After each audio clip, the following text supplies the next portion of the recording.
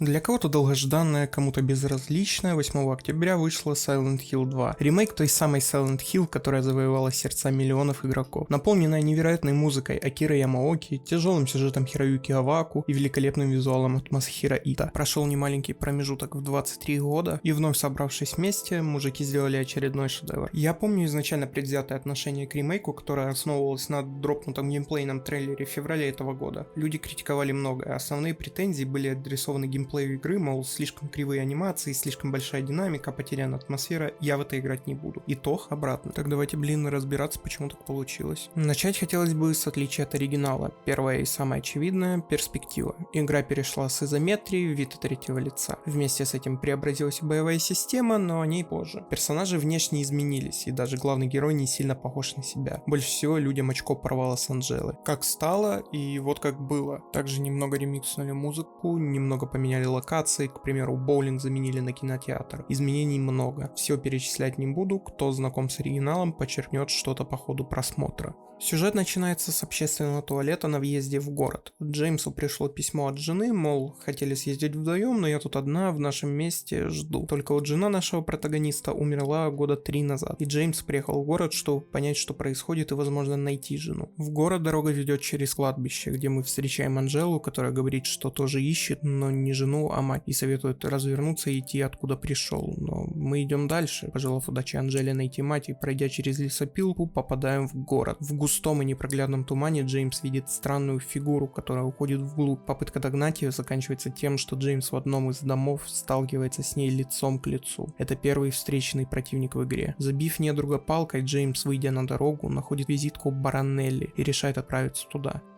Вы действительно думаете, что я буду пересказывать весь сюжет? Хронометраж не резиновый и задушнить не хочется, поэтому скажу вкратце. Сюжет — огонь. Желаю каждому пережить ту историю самостоятельно. Хочу отдельно выделить персонаж. Лиц в сюжете 5. Тип, за которого мы играем — Джеймс. Маленькая девочка Лора, толстяк Эдди, женщина в депрессии Анжела и похожая на жену Джеймса стриптизерша Мария. Все персонажи в игре прописаны максимально добротно. Их характер и намерения считываются хорошо, и каждый имеет под собой двойное дно. Мне было легко проникнуться каждым из них. Это все люди с тяжелым прошлым, как и сам Джеймс. В ремейке разработчики сильно запарились над мимикой персонажей. Она получилась очень живой и читаемой. Сделано красиво, короче. Сюжет бомба, за персонажей респект. Хочу обратить внимание на графику. Игра выглядит хорошо, как в графическом, так и в художественном плане. Играя, нередок момент, когда хочется остановиться и всмотреться в картинку. Ну вот прям офигенно выглядит игра. Моментами даже фотореалистично. Это как заслуга художников, не зря свой хлеб едят, так и Unreal Engine 5. К слову, на моей системе не получилось добиться стабильных 60 FPS и приятной картинки, поэтому часть футажей в 30 FPS. На моем Ryzen 5 3600X RTX 2060 Super игра при средневысоком пресете и DLSS на балансе выдавала от 30 до 60 FPS, и то 60 скорее редкость. Это уже заслуга средней выполненной оптимизации. И если сравнивать игру с той же Resident Evil, то в Resident Evil 4 Remake, возможно, оптимизация не идеальна, но дает понять, что есть куда стремиться. Короче, игра выглядит хорошо, и нередок момент, когда она рисует очень красивые пейзажи на твоем мониторе.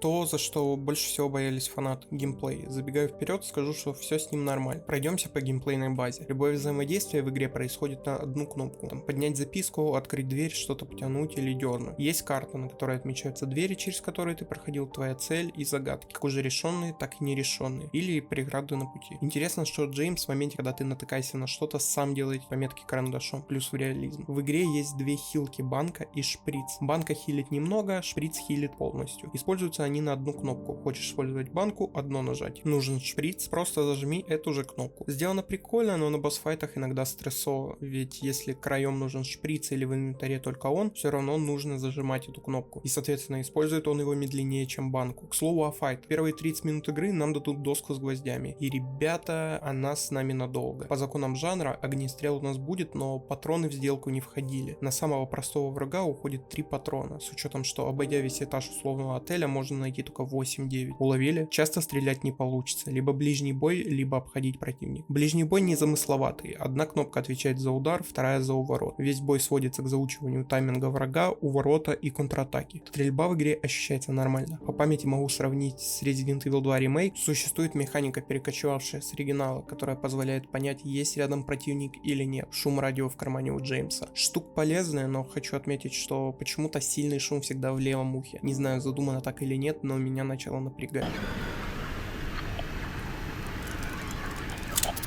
Кстати, о врагах. В игре есть 4 вида противников, за исключением боссов. Сшитое нечто, плюющее чем-то токсичным и нередко ползающее. Простой противник убивается быстро, атака легко читается. В общем, проблем немного. Манекен. Более серьезный противник. Во-первых, эта тварь обычно сидит под кроватью, стоит за стеной или прячется за дверью, и пока она на тебя не нападет, рация не будет работать. То есть, когда остальных противников ты слышишь заранее и готов к ним, к этому ублюдку тяжело быть готовым. Плюсом, это очень маневренный противник. Он будет постоянно уворачиваться от твоих атак и контратаковать тебя. Еще и захват имеет, который у тебя пол хп отжирает. Наверное, половина мурашек по моей коже по вине этого гада появились, но убиваются не сильно сложно. Медсестрички, пацаны, но это боль. Эти мрази всю душу выпили, пока я не понял, как с ними бороться. Во-первых, у них 2 с лишним раза больше хп, чем у вышеперечисленных. Во-вторых, они имеют очень мерзкие тайминги атак. Увернуться тяжело, а бьют больно. Могут в ближнем бою парировать твой удар, после чего сразу дать в тебя серию из 3 атак. Максимально неприятный противник. Наткнувшись на 2 медсестрички в коридоре и ввязавшись в драку, есть шанс выйти из нее, оставшись ни с чем. Самый напряженный противник в игре. И последний жук, да.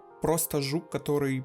Пока находится рядом, работает рация. Он может, конечно, цапнуть, но урона там копейки. Ты просто начинаешь фониться из-за рации, пока не найдешь и не убьешь эту дрянь. Плюсом ко всему, почти у всех вышеперечисленных, кроме жука и манекена, есть второй вариант. Нечто во втором варианте плюется дальше и при смерти извергает все из себя наружу, что дает неплохой урон. А медсестрам дали нож. Благо, под конец я понял, что медсестричек можно валить с дробовика одним выстрелом на пол и быстро добивать. И все по тем же канонам жанра, в игре много головоломок. Ну как головоломок?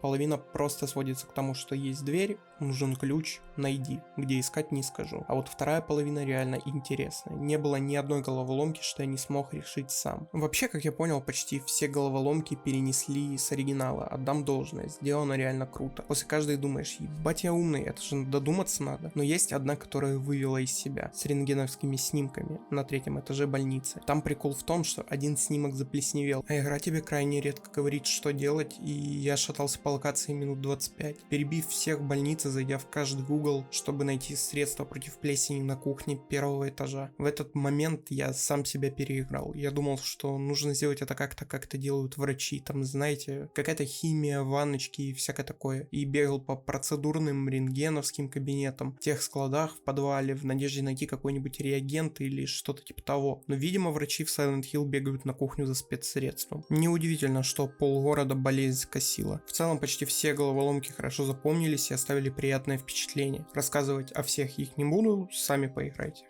Перейдем, пожалуй, к сильным сторонам игры. Атмосфера — это одна из тех вещей, которую просто сложно передать. Для меня это все про личные ощущения от игры, поэтому о них и расскажу. Рассказывая про атмосферу, первым делом обязательно нужно затронуть музыку и саунд-дизайн игры. Музыка написана где-то на уровне между шедевр и великолепно. Не хочу превозносить ее вверх всей индустрии, но теперь понимаю, почему Ямаока считается одним из лучших. Каждая партия саундтрека рассказывает тебе о городе и о людях в нем. Ты ощущаешь драматичность и тяжесть момента в полной степени только благодаря ей. Она нагоняет жуткую тоску и депресняк. Одновременно с этим в ней играют лучи надежды и добра. Респект. Сильно проникся музыкой, да настолько, что пока пишу этот сценарий, на повторе играет Actual Noise. К саунд-дизайну, помимо вышесказанного шума рации исключительно в левом ухе, претензий нет. Ужаса нагоняет сильно. Вторая половина мурашек исключительно от звуков. Шарканье за спиной, топота в темноте или скрежета металла по коридору. Скажу честно, давно я так не боялся игр. После Silent Hill все части Резидента в жанре у себя должны убрать слово хоррор, ибо ни в одной части Резидента я не альтабался банально потому, что страшно играть и ночью не усну. Причем этот страх и напряжение не отпускают до самого финала. Еще на атмосферу работает ранее упомянутый визуал. Туман сделан великолепно. Ты видишь, как на границе видимой и невидимой части дороги туман стелется и расползается у тебя под ногами, завихряется на ветру. Короче, с технической точки зрения сделано на 10 из 10. Сильно залипал, кстати, в текстурку асфальта. Сделано качественно. На улицах города лужи от прошедшего дождя. Через туман с трудом пробивается вечернее солнце, а знойный ветер колышет куртку Джеймса. Или ночь, сильный дождь и пробивающийся красный свет светофора через туман отражается в лужах на асфальте, а вокруг пустые кирпичные дома американской глубинки. Мое почтение. Не помню, чтобы сталкивался в играх с настолько сильным ощущением полностью пустого, но при этом живого города со своей историей и тайной. Игра своей атмосферой то давила страхом, то отпускала спокойствием, то вновь давила, но уже безнадегой. Меня сильно засосало. Я даже не особо замечал, как летел час за часом, только поглядывая на второй монитор, понимал, что играю уже 4-й час. Давно меня так игры не затягивали. Я думаю, на данном этапе можно остановиться. Да, я не упомянул многое. Я не упомянул боссов,